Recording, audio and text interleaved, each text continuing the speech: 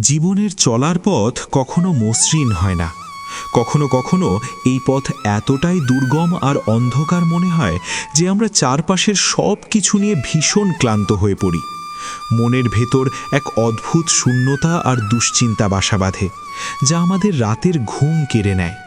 চারপাশের কোলাহলের মাঝেও নিজেকে বড্ড একা মনে হয়, আর মনে হয় কেউ কি নেই যে এই কঠিন সময়ে একটু সঠিক পথ দেখাবে, একটু সান্ত্বনার কথা শোনাবে।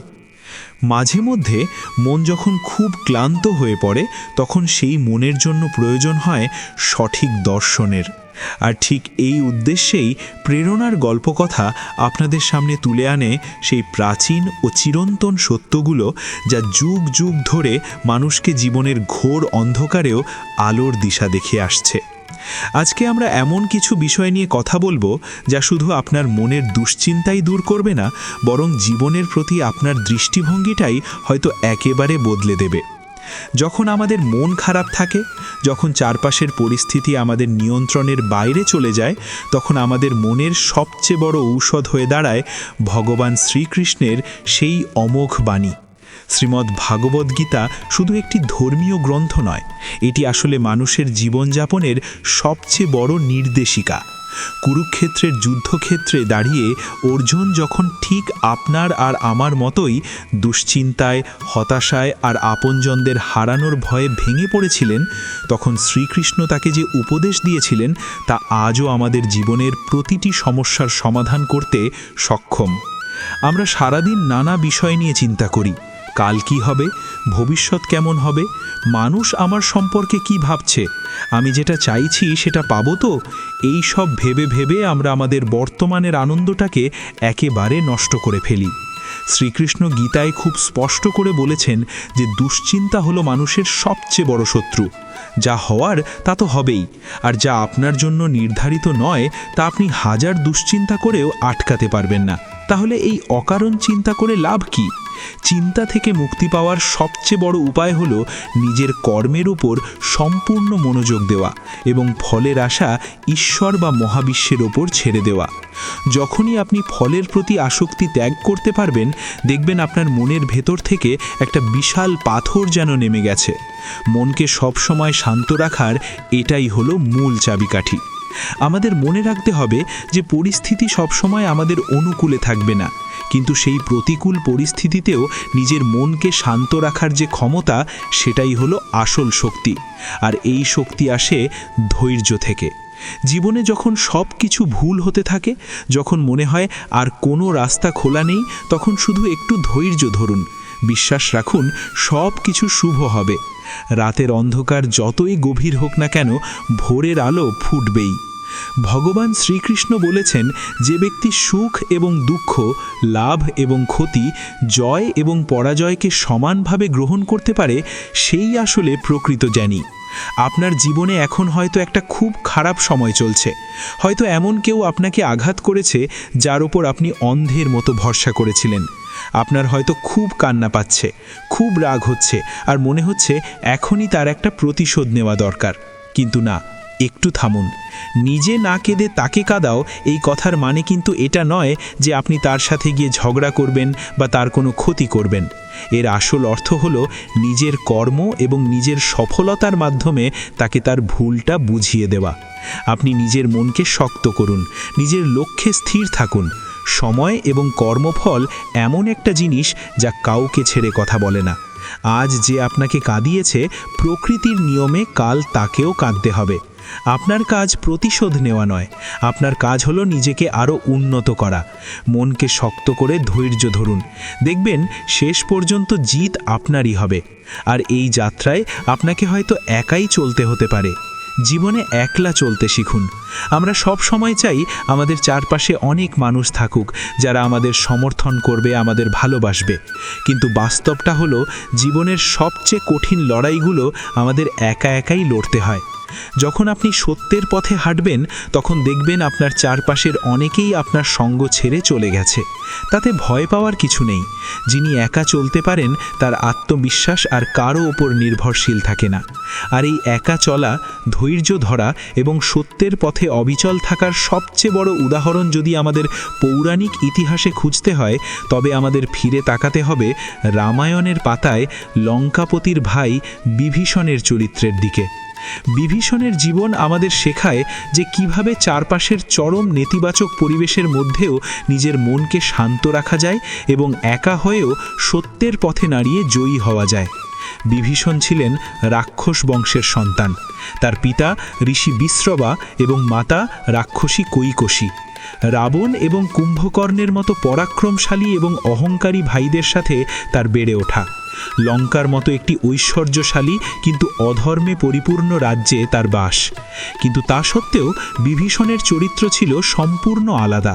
তিনি ছিলেন ধার্মিক, শান্ত এবং ভগবানের প্রতি পরম অনুরক্ত।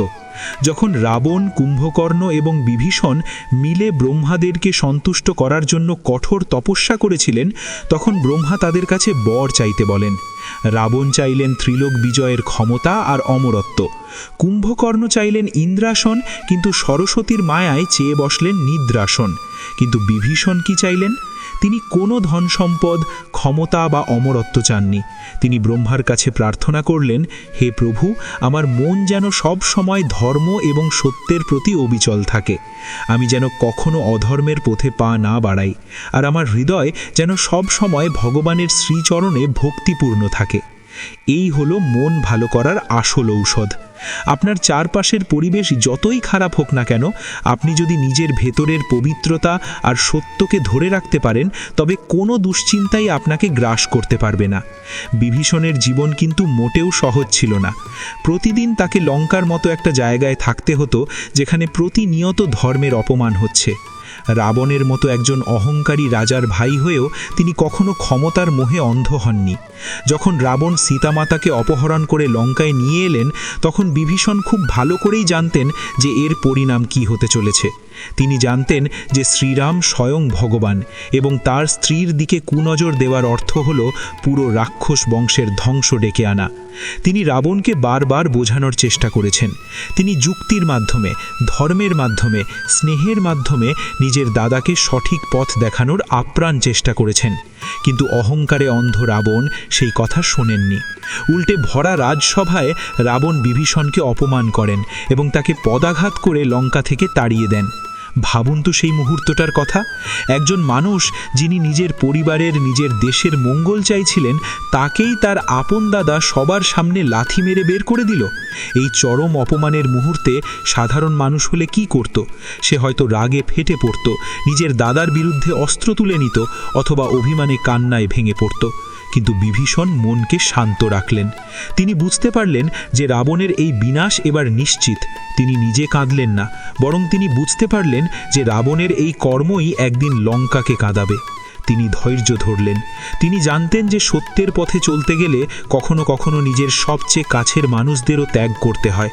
জীবনে একলা চলতে শেখার এর চেয়ে বড় উদাহরণ আর কি হতে পারে? বিভীষণ তার স্ত্রী, পরিবার, লঙ্কার ঐশ্বর্য সব কিছু এক মুহূর্তে ত্যাগ করলেন। তিনি মাত্র 4 জন মন্ত্রীকে সাথে নিয়ে আকাশপথে সমুদ্র পার হয়ে শ্রীরামের শরণাপন্ন হওয়ার জন্য পাড়ি দিলেন। তার মনে কোনো ভয় ছিল না, কোনো সংশয় ছিল না, কারণ তিনি জানতেন তিনি ধর্মের পথে আছেন। যখন তিনি শ্রীরামের শিবিরে এসে পৌঁছলেন, তখন সুগ্রীব এবং অন্যান্য বানর সেনারা তাকে দেখে সন্দেহ প্রকাশ করলেন। তারা ভাবলেন শত্রুর ভাই নিশ্চয়ই কোনো গুপ্তচর হয়ে এসেছে। তাকে বন্দি করে মেরে ফেলার প্রস্তাবও উঠল। কিন্তু এই কঠিন সময়েও বিভীষণ ধৈর্য হারাননি। তিনি শান্তভাবে দাঁড়িয়েছিলেন, কারণ তিনি জানতেন ভগবান শ্রীরাম অন্তর্যামী। তিনি ঠিকই তার ভক্তি আর সত্যকে চিনতে পারবেন, এবং হলেও তাই। শ্রীরাম তাকে শুধু আশ্রয়েই দিলেন না, তাকে বন্ধু হিসেবে গ্রহণ করলেন এবং লঙ্কার ভবিষ্যৎ রাজা হিসেবে ঘোষণা করলেন। এই পুরো ঘটনাটি আমাদের জীবনের সাথে ভীষণভাবে মিলে যায়। আমরা যখন সঠিক কাজ করার চেষ্টা করি তখন অনেক সময় আমাদের আপনজনেরাই আমাদের ভুল বোঝে। তারা আমাদের উপহাস করে, অপমান করে। সেই সময় আমাদের মন ভেঙে যায়। আমরা ভাবি, এত ভালো করার পরেও কেন আমার সাথে এমন হচ্ছে? এইখানেই ভগবান শ্রীকৃষ্ণের সেই বাণী আমাদের মনে করতে হবে, তোমার অধিকার শুধু কর্মে, ফলে নয়। বিভীষণ তার কর্ম করেছিলেন, তিনি রাবণকে বোঝানোর চেষ্টা করেছিলেন, সেটা তার দায়িত্ব ছিল। কিন্তু যখন রাবণ শুনল না, তখন তিনি ধর্মের পক্ষ নিয়ে শ্রীরামের কাছে চলে গেলেন। তিনি ফলের চিন্তা করেননি। রাম রাবণের যুদ্ধের সময় বিভীষণের ভূমিকা ছিল অত্যন্ত গুরুত্বপূর্ণ। তিনি তার নিজের ভাই, ভাতিজা এবং আত্মীয় স্বজনদের বিরুদ্ধে দাঁড়িয়ে শ্রীরামকে সাহায্য করেছিলেন। এটা কোনো সাধারণ মানসিক শক্তির কাজ নয়। নিজের চোখের সামনে নিজের বংশকে ধ্বংস হতে দেখা অত্যন্ত যন্ত্রণার।